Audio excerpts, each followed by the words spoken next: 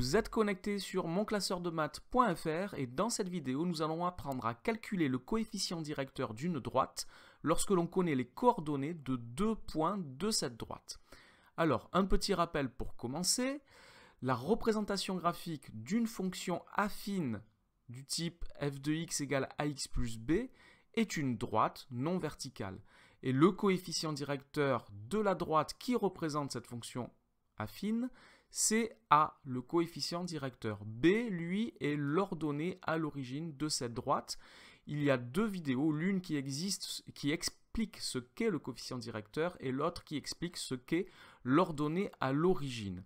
Alors si on revient un petit peu à ce qu'est le coefficient directeur d'une droite, si je regarde ici la droite que j'ai tracée à l'écran, le coefficient directeur, c'est la variation de l'ordonnée lorsque l'abscisse augmente d'une unité. Alors sur ce graphique, si j'augmente l'abscisse d'une unité, je vois que l'ordonnée a augmenté de 2 unités et que donc le coefficient directeur de cette droite est 2.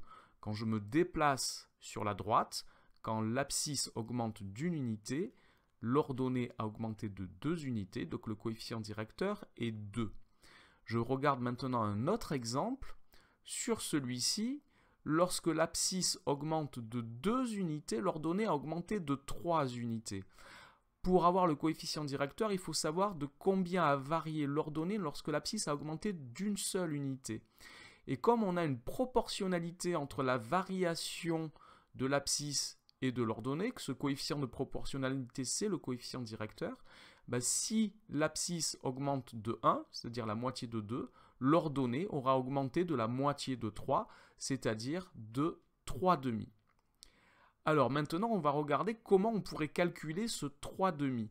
Comment est-ce qu'on peut obtenir le 2 du dénominateur par le calcul? Si je regarde, il s'agit de faire la différence entre les abscisses des deux points qui sont marqués d'une croix verte, les deux points que j'ai utilisés pour déterminer le coefficient directeur. Les abscisses sont 4 et 2, ici, et 4 moins 2, ça fait bien 2.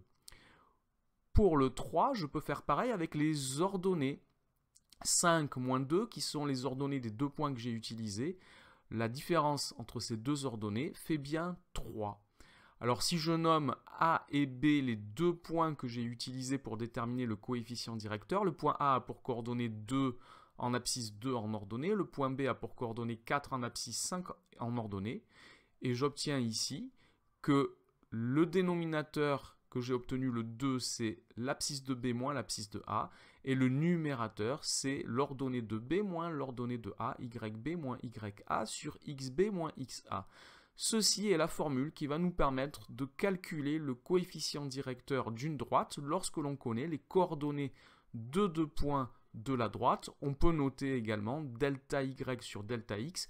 Ici, le delta signifie variation de l'ordonnée sur la variation de l'abscisse. Et nous n'avons donc pas besoin du graphique si on a les coordonnées des deux points. Le graphique nous est inutile. Alors on va utiliser cette formule dans deux exemples différents. Premier exemple, on veut calculer le coefficient directeur de la droite qui passe par les points P de coordonnées moins 5, 2 et le point M de coordonnées 3, moins 1.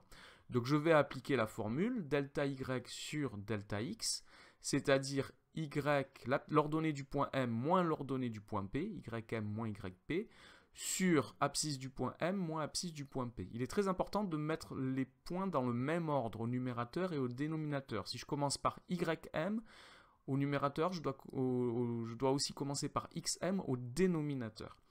Alors, je peux ici faire mon calcul. Donc, ym, c'est moins 1, yp, c'est 2. J'ai donc moins 1, moins 2 au numérateur. Xm, c'est 3, moins xp qui est moins 5. Donc, 3 moins moins 5. Cela me fait moins 3 sur 8, c'est-à-dire moins 3 huitièmes. Alors, on aurait pu faire le calcul en commençant par le point P, par l'ordonnée et l'abscisse du point P. On aurait obtenu dans ce cas-là yp moins ym sur xp moins xm. Et on a donc 2 moins moins 1 sur moins 5 moins 3, ce qui nous fait 3 sur moins 8, ce qui fait également moins 3 huitièmes. Donc l'ordre des points n'a pas d'importance. Par contre, il est important qu'au numérateur et au dénominateur, on utilise les points dans le même ordre, avec l'ordonnée au numérateur et l'abscisse au dénominateur. Un deuxième exemple, pour illustrer cette formule, nous allons calculer le coefficient directeur de la droite qui passe par les points E de coordonnées 12, 7 et le point F de coordonnées -4, -5. Donc delta Y sur delta X, variation des ordonnées YF, donc ordonnée du point F, moins YE, ordonnée du point E, sur la variation des abscisses XF moins XE, ce qui me donne l'ordonnée du point F, c'est -7, l'ordonnée du point E, c'est 7. J'ai donc -5, -7. Sur l'abscisse du point F qui est -4, moins l'abscisse du point E qui est 12, donc -4, -12, ce qui me fait -5, -7, ça fait -12, -4, -12, ça fait -16. Ça se simplifie et cela fait 3/4. Le coefficient directeur de cette droite est donc 3/4. Voici comment on calcule simplement le coefficient directeur d'une droite lorsque l'on connaît deux points qui appartiennent à cette droite. Quand je dis on connaît deux points, on connaît les coordonnées de deux points qui appartiennent à cette droite. Voilà, cette vidéo est maintenant terminée. Une autre vidéo vous montre comment déterminer graphiquement le coefficient directeur d'une droite lorsqu'on ne dispose pas des coordonnées de points mais d'un graphique. Voilà. Merci d'avoir regardé cette vidéo. N'oubliez pas de lui donner un j'aime, de vous abonner à la chaîne. Au revoir.